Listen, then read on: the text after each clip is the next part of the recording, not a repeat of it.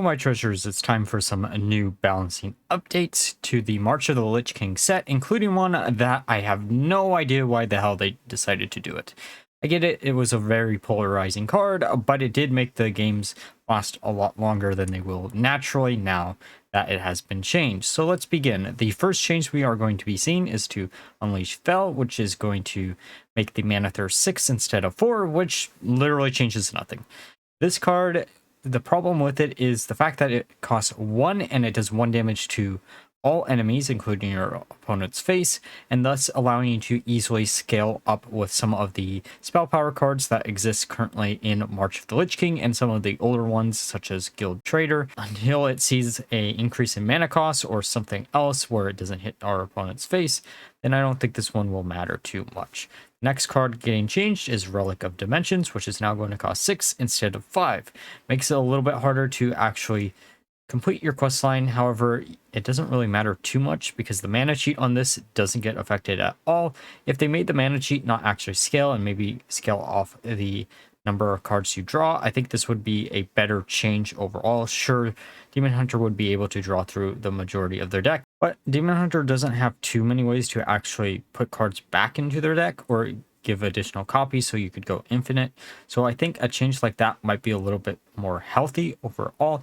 Sure, it would make it a lot more disastrous in like an aggro based deck, but Questline Demon Hunter and Relic Demon Hunter are the two decks that I would be targeting right now, and I don't think a 1 mana increase is going to do much. And for the next card being changed, to no one's surprise, is Anub'Rekhan, where instead of making all of your minions you play for the rest of the turn cost armor instead of mana, it only makes the next 3 cost armor instead of mana. This is a change that does not shock me at all, and it really does nothing. So the combo that this is being changed for is a combination between this, Bran, and Alistair, or whatever the 2-drop that turns into a 5-drop turns into a 8-drop is. But because of how you can actually make the combo work, you can place down Bran first because you have Guff, then you play down him, and then after you do that, you play down the 5-cost version of that minion, then you get 2 copies of the 8-cost, and then you just slam down both 8 costs, and you're still doing like 64 points of damage in a single turn, and thus accomplishing nothing. There isn't really an easy way to make a card like this where it isn't really that playable, because mana cheat is always going to be incredibly strong, and given the fact that you can get up to 20 mana with Druid, it makes a card like this strong either way, because you can always combo it out with a Bran on turn 11 or later if you don't have any other type of ramp. Though those decks were running a bunch of ramp, so again, this probably won't affect the deck at all. I get what they're trying to do, but it's not worthy of this little of a nerf. And the next card being changed is Boon of the Ascendant, which is going to cost 5 instead of 4. And this, I think, was done for high legends, along with the next card, which is going to be a 1-cost minion instead of a 0-cost minion. At low ranks, you don't really run into this deck at all. There's a lot of other priest decks people run at low rank, or at least in the diamond pool. I know this deck was actually incredibly strong if you did get a very high rolly thing, and they are trying to prevent some of the more high rolly decks to be as high rolly as they were previously. However, I do think this will probably not change too much how those style of decks actually play. Maybe you might not use Boon of the Ascendant just because it is a little bit slower now. But if you have ways to mana cheat this out using some of the other cards that exist currently in Priest, then I think that one's going to still be perfectly fine. And then the Legendary Minion, of course, is going to be fine because it always is going to give you a lot of free mana refreshes. And there is not a world where something like this isn't incredibly strong. And between these two changes, I actually don't mind them at all because it does still allow people at lower ranks to play with these cards, while people at higher ranks don't have to deal with them really high rolly situations that you could actually get. Now for Rogue, Necrolord Draka is the first card being changed, which she is going to be changed from a 4-cost minion to a 5-cost minion. So you're most likely not going to be able to do a 13 attack weapon with 3 durability on turn 1 anymore, which is a really nice change to see. This card is an extremely high rolly card that, honestly, I'm shocked it didn't get broken a little bit before this set. It is very clear that right now Rogue is one of the classes that that is the most powerful when it comes to standard Hearthstone. This change does make it a little less high rolly. I know some decks weren't even running Draka, so changing Draka herself doesn't really make too much sense. But that clip of someone getting a 13 attack weapon on turn 1 was floating around and did make a lot of people really, really angry. So changing this, given the fact that we are going to be seeing a Prince Renathal change, makes a lot of sense in my opinion, though I don't think this outright kills the card. The next card being changed is Sinstone Graveyard, which is going to be a 3-cost card instead of a 2-cost. Not the biggest change in the world. It does make the deck a little less high rolly, which is really, really nice. Sure, you're not going to be able to do it all in the same turn anymore, but you can place this down on one turn and then the next turn do your big explosive play. In theory, this doesn't really change how the deck plays at all. I think the Draka changes it a little bit more because you might not even want to run Draka, but Sinstone Graveyard is always going to be incredibly, incredibly powerful because it does give you a stealth minion. Really high rolly things, and I don't think this change will affect the deck too much. I do think people might not start running this in some other style of decks outside of Miracle Rogue, but I do think in Miracle Rogue, this is still going to be the big payoff that you are going to be using, because a stealth minion is incredibly, incredibly powerful and really, really hard to get rid of for most classes within the game, especially given some of the later changes. And the next one being Sketchy Information, being a 4-cost card instead of a 3-cost card. So this means you can no longer use Preparation plus Sketchy Information on turn 1, making the Deathrattle Rogue deck a lot less high rolly, which is really, really nice. But it also doesn't affect the other really high rolly card within Rogue as it stands for Deathrattle, which is Smokescreen. I do think affecting their early game was the correct decision though in the long run, because if you nerf a card like this, it can still technically still be used, at least in early game, where you can no longer have the Cobalt plus this to draw you into a very cheap discounted Deathrattle and thus snowball from there. I think this won't probably kill the deck overall, but it will be a big enough hit where it's going to drop in playability by quite a lot. Now for the next card being changed, which is Forsaken Lieutenant, which is going to be a 3-cost card instead of a 2-cost card. This change is probably incredibly, incredibly big for a Deathrattle Rogue deck. However, I really never liked running Forsaken Lieutenant in any Deathrattle Rogue deck, at least since Mass Reveler was added into the game, because it felt bad to actually get this off of a Mass Reveler. But outside of decks that were using Mass Reveler, it was incredibly, incredibly powerful. A lot of times where you would plop this down on turn 2, let it sit there, use a Graveyard on turn 3, then on turn 4 you would plop down whatever big Deathrattle that you would actually want, and then instantly trigger it with using a Forsaken Lieutenant.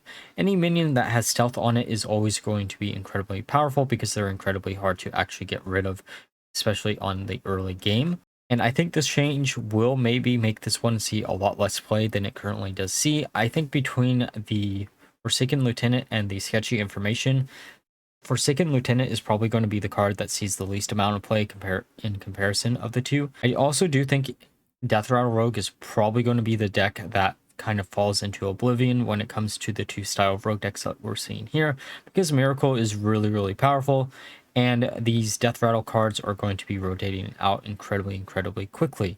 I think once the new rotation happens, most of the Deathrattle support that's keeping the deck up right now is going to be out of the game. It kind of sucks that the deck only really got like a month of playability before it rotates out, but it is what it is, and honestly was probably a change much needed. Now for the card that I'm most angry about that they're actually changing, which is to Prince Renathal, who is going to make your starting HP 35 instead of 40. I honestly do not understand why they decided to make this change. In the long run, sure, I get it. It's a very polarizing card. Given the fact that a lot of modern Hearthstone cards actually can kill you on turn 5 or 6, a nerf like this just feels really, really out of touch. I know people didn't really like it because it did keep aggro a little bit down, but this did allow some of the slower decks to actually exist, and some really fun, neat little combinations exist that couldn't exist with 30 cards within their deck. Sure, you're going to start with 35 HP instead of 30, which still could, in theory, keep you alive a little bit longer. I do think, however, this will probably make the card almost completely unplayable, because it turns out starting with 40 cards in your deck instead of 30 is making your deck a lot less consistent than it would be normally, and only getting 5 additional HP is not that big of an advantage where it will be playable. It really sucks because I really loved this card and how it impacted a deck building, and honestly this change is going to be one that either will have to be reverted really quickly, or they're going to have to do some mass nerfs to a lot of the powerful cards that they've been printing in the last 2 sets that were balanced around the fact that your opponent could have 40 HP instead of 30. And now for the wild change, Tome Tampering is going to be banned from wild. I've been hearing some really wacky things that you can actually do with this card in wild, so this change is probably really necessary. I don't really play the game mode, so that's my only thoughts on this change. Now for the Death Knight buffs, the first one going to be to Corpse Bride, which is going to allow you to spend up to 10 corpses instead of 8. I don't think this changes the playability of this card at all. If this card maybe costs 4 instead of 5, then it might be a lot more playable, but as it currently stands, being able to spend an additional 2 corpses isn't really going to do much. This might be a little bit more playable in Unholy DK because they do generate a bunch of corpses, but outside of that, I don't think this one will make it any more playable than it currently stands. Now for the next change, which is to Malignant Horror, which now is going to only cost 4 corpses instead of 5. I think this one might actually make it a little bit more playable, especially in something like a Blood Death Knight deck, where you can have ways to actually buff up all your minions within your hand. You could also use this in combination with Lothamar in order to buff up all the minions within your deck, and thus allowing you to get a lot of advantage off of something like Lothamar. There's a lot of weird, wacky things that you could actually do. I do kind of want to play around with a hand buffing Blood DK deck, even though I did just do a Blood Death Knight deck. There's a lot of other possibilities of Death Knight right now. I think we might be moving towards a more aggro-based version of Death Knight as a class, mainly due to the fact that Prince Renathal is seeing a nerf to him, and there are a bunch of buffs to some of the aggro tools that they already had access to. Next card is going to be Meat Grinder, which is going to gain 4 corpses instead of 3. Really good change for Unholy DK. I don't know how much more playability this will make it actually see, because it doesn't have any undead synergy with it itself, and it doesn't trigger any death rattles that you would have off of whatever minion that you actually do shred. Sure, it is going to give you 4 corpses, which is actually pretty good, and it does only require 1 unholy rune to use a card like this, and it has not a bad stat line. Next card being changed is to Blight Fang, which is going to have 4 HP instead of 3. This change does absolute jack shit. I don't see why they're actually doing this change. The changes that would have to be made for this card to be a lot more playable is to the tokens that are being generated off of it. But because it is such a delayed effect, then it is going to not be playable still at all, in my opinion. Sure, you are going to get additional corpses whenever you do trigger the death rattles on your opponent's minions, because Unholy Death Knight doesn't really have the easiest time getting rid of your entire opponent's board. But I do think this is still way too slow to see much playability as it currently stands. Now for the next card, which is to Stitch Giant, which is going to cost 9 instead of 10. I don't see many Unholy DK decks currently, but I do think this card was already a little bit playable within that style of deck. So I do think a 1 mana buff to it is actually probably a pretty good change overall, and will make it a lot easier to actually get it out way earlier. I'm kind of curious of why they only did it by 1. I'm assuming if they did it by 2, it would be a way easier to actually get this out super early on, and they wanted to be a lot more careful with it. If you use this in combination with the Corpse Bride, in theory you could get a bunch of really big minions really quickly, or that might be a new style of deck that actually comes forward out of some of these balancing changes. The next one is to Yamjar Deathbringer, which is going to have 4 attack instead of 3. I don't think this makes this any more playable than it currently is. If it had a lower cost on the corpse spent to summon the 3/3 with taunt, then this would be a lot more playable. 1 additional attack doesn't really do much in my opinion.